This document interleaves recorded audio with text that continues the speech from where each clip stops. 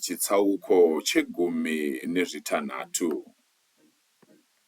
Hagari naIshumaeri. Zvino Sarai, mukadzi waAbhurama, akanga asina kumuberekera vana, asi iye akanga ano murandakadzi weIjipita ainzi Hagari. Saka akati kuna Abhurama, Jehovha akandikonesa kubereka vana. Enda hako undovata nomurandakadzi wangu. Zvimwe ndingaita mhuri kubudikidza naye. Abhurama akabvuma zvakanga zvataurwa naSarai.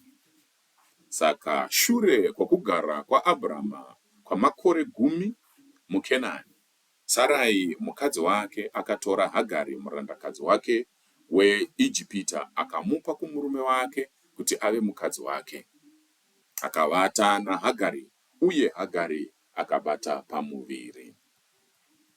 Paakaziva kuti akanga ava napamuviri, akatanga kuzvidza tenzikadzi wake. Ipapo Sarai akati kuna Abhurama, ndiwe waita kuti nditambudzike. Ndakaisa murandakadzi wangu mumaoko ako, uye zvino zvaakuziva kuti ava napamuviri.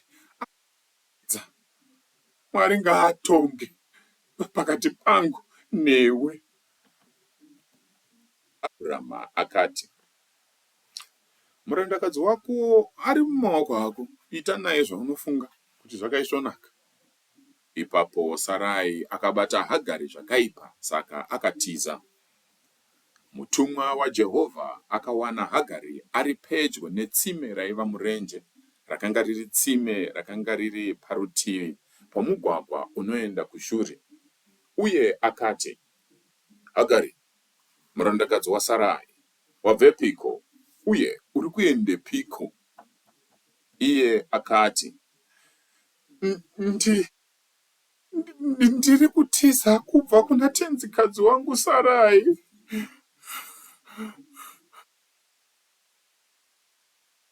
Ipapo mutumwa waJehovha akati kwaari, dzokera kuna tenzikadzi wako undozvininipisa pasi pake. Mutumwa akatizve, ndichawandisa zvizvarwa zvako zvokuti havangaverengeki. WaJehovha akatiwo kwaari, iye zvino wava nemimba uye uchava nomwanakomana. Uchamutumidza zita rokuti Ishumaeri, nokuti Jehovha anzwa nezvokutambura kwako. Achava mbongoro yomusango, ruoko rwake rucharwa navanhu vose, uye ruoko rwavanhu vose rucharwa naye, uye achararama mukupesana nehama dzake dzose.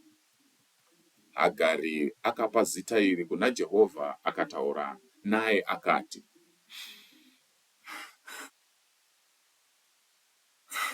ndimi Jehovha anondiona.